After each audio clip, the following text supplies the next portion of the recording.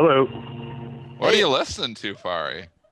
What do you got going on there in the background? You got some rock music? You rocking and rolling out there in Chicago? I got Evita. Avita. Don't cry for me, Argentina. Oh, Guys, Argentina. get with the program, guys. Oh my Are you guys God! on this planet? Hello? Murray. Do I have to come to Detroit and fix you guys too? Jesus. I'll send Obama to fix it. Look how well he fixed GM. Yes, he did. He did. So, Fari, Yeah. can you give us your take on this Argentina? You got the entire Benzinga Pro news desk on the floor laughing here. Jason's gonna get mad because we're not putting any news out. Come on, Fari, you can't pull tricks on that like us. Well, just give me some couple of distress bonds. I'll take it on the side. No worries. No more than 3-4 cents on the dollar. Okay, Fari. That seems to be the fashionable thing to do now for the hedgies, right? Yeah. What do you think? That's how all of it started.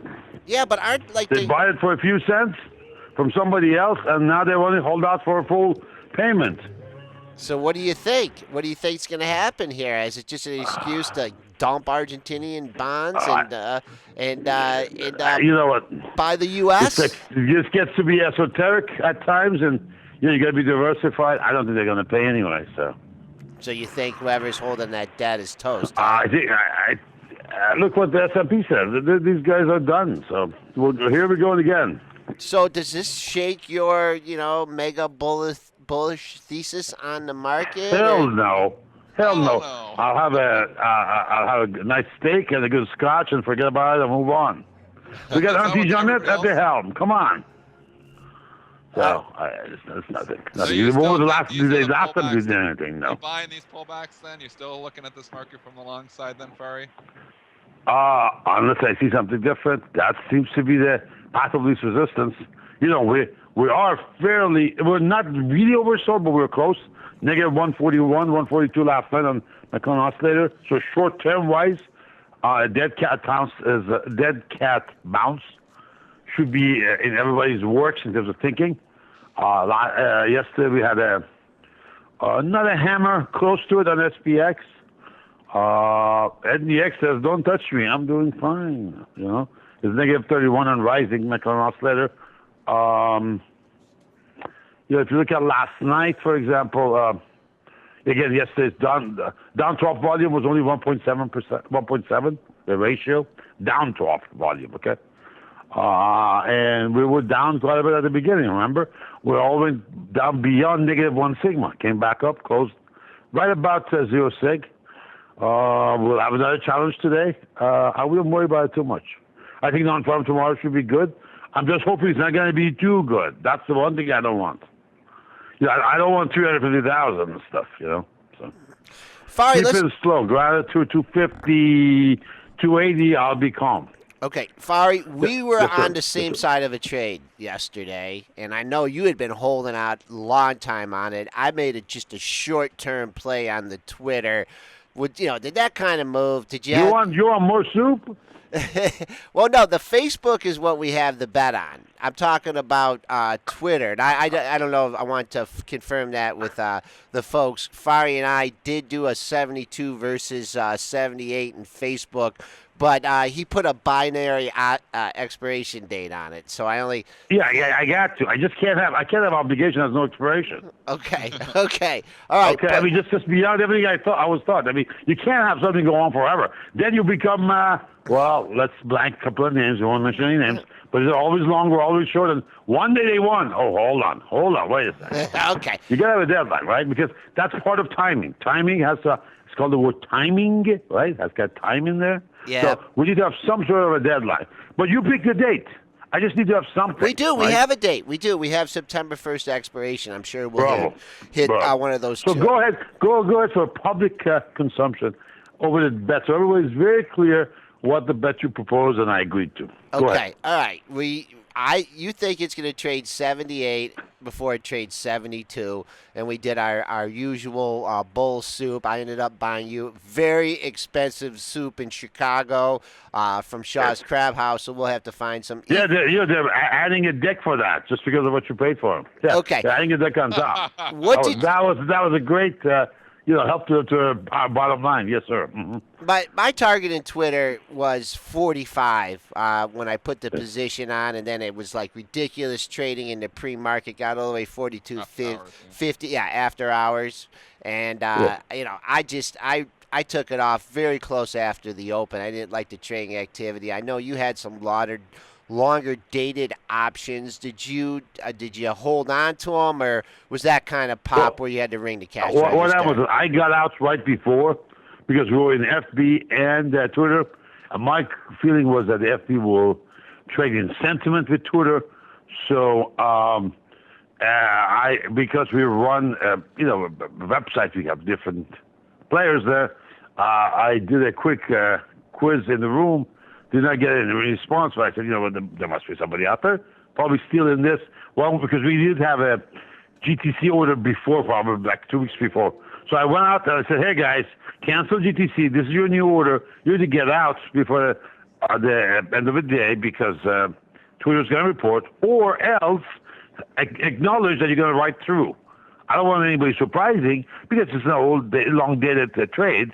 I don't want somebody who will put this thing on when it was at 29, or 30, and this is now trading between 36, 38. We're in the honey spot of it. I think it was 38 something. It was. You want to acknowledge you're going to be out or not, okay? Because EPS is coming. I don't want any surprises tomorrow from any of you. And just a nice way we cover everybody, give everybody informed of every possible problem with any position coming up. So I covered. Okay. Nobody else in the room covered. Okay. Okay. Nobody else, I don't think, in the room had it. Those gentlemen in Connecticut. You know what? I appreciate that was long. He held on. I appreciate your honesty. So he had a very nice soup the following day. Okay. Got to go back to 3D Systems here just for a second, guys. It is now trading under $50. We are down at $49. They're absolutely murdering this stock here. The stock that had shown some life there yesterday ahead of the reports here just 15 minutes ago, and they are killing it here now. Fari, do you have any thoughts here on 3D as it's just in free fall right now? We just ticked down to 48.5. I've never traded them. No, I don't. Right now it's obviously it's getting smashed on a short term. The problem is that because this is before pre-market, my longer than day intraday, the day, week, and monthly, they don't show anything to the chart wise yet because we're not in RTH. I have a fellow in the room, my strategist, Pius Hendy. He has traded before with some luck, but on the long side, not on the short side. We were not in this trade at all. We had no position ahead of it. So I'm not into really names with single products and quote unquote a fad type of a deal because you have just no idea how this thing works. In terms of it's a one product company, you're really betting on that one item to work. If it doesn't, you're done. Yeah, and you don't like that. You like more diversified companies then, right? True. I mean, I'm not saying go and buy UTX. Okay, I'm not saying go because that's or GE because now you're buying what do you call it? 1,000 mutual funds. I don't want to do that. That's maybe a little bit too diversified for me. That's more of a very, very long-term play. I would have bought it which we did some, very little, not enough, but some. But didn't have the patience. But that's something you buy in 2009, okay, and make you pickle it. You just put it in a shoebox and leave it. Come back 5 years and look at it. That's not me at all. So. I did for affiliate. It wasn't a trade for ourselves. We don't acknowledge it as something positive, but that's something we do with G and UTX. They're too diversified. But my plays would be somebody like I don't know, like Schlumberger type of a deal. So they're diversified. There are different things they do. They have different customers, that kind of stuff. What about Tesla? You tend to trade investment grade as you get older. I don't know why, but I've seen it in I've gone through a lot of traders. I've dealt with a lot of traders over the years. Between what I did in LA for, there was second largest user group in the country before there was all the internet and all that stuff. Physical user group.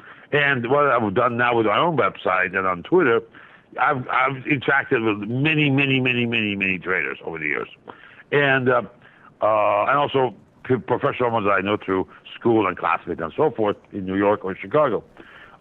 It seems like as people get older, they more trade investment grade in this stocks and derivatives. I think part of that has to do with they can predict the vol better. I'm not saying they don't trade Google. I'm just saying they can predict the vol better because that's such an important input into your Black-Scholes model. If you guess that wrong, I think the whole option trade that you're thinking is upside down coming in. There's a DOA, dead on arrival. Fari, we got a couple major reports coming out here tonight. We got LinkedIn and we've got Tesla. Do you have any option positions ahead of those reports, and what are your thoughts on those Tesla? I will play. I do not have a position yet, but early in the day I would put something on. We had some discussion on it with the team, my option team yesterday. We had confirmation on the most recent whisper numbers, and also Tesla is one of those who changes their date. Okay, I think yesterday was pretty solid, set, firm that it's going to be today. I don't know about LinkedIn. I don't think I've ever played LinkedIn. Maybe we have tried once, but I will definitely play Tesla. Now here's some charts in front of me. I can give you guys some concepts if you guys want to look at. On LinkedIn, my problem is going to be 193 area. That's a 200 bar coming in, and it's got a confluence of also 3 sigma. So positive 3 sigma, 200 bar crossing, and we're coming from underneath. So next 6 handles are crucial.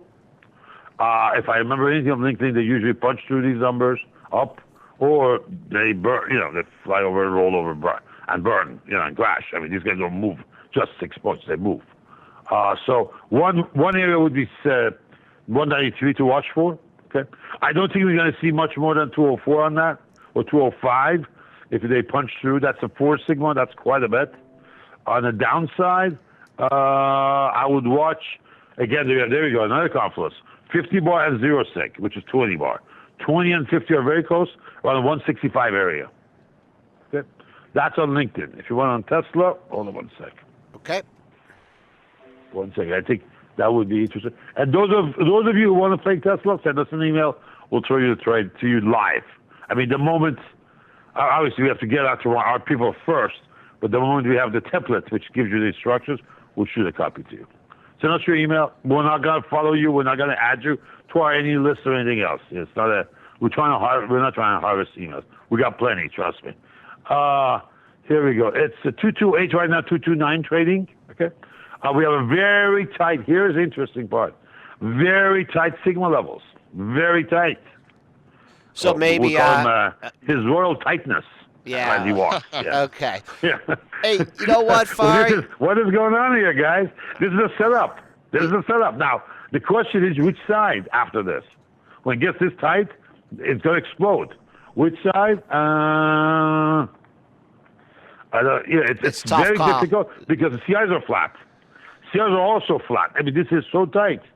Jeez. Hey, Fari. Do I want to sell? Hey, let me ask you this, Joel. Would you sell premium on these guys? No, I wouldn't. I wouldn't. No, you're smart on that. Okay. Hey, Fari. Fari. Yes, I was trying to get him into something good here. All right, Fari, listen. It's like I have a speed method. Do you want to use it to watch your charts? Hey, Fari, listen, playing that Evita got Brianna fired up to talk about Argentina, and she found Mark Mellon to come in, and he is going to talk about this Argentinian debt situation, so we got to cut you short, but you should listen in. No worries. Okay, Fari, have a good day. We'll talk to you next week, okay? Thanks for the input. Okay. You got it, man. You got All right, it. a little more Evita. I'll keep you on for another few seconds. Thank you, Fari. There you go. You're the best. All right, we're going to take a break. We'll see you guys. See you guys next week. Always a pleasure to be with you. Thank you.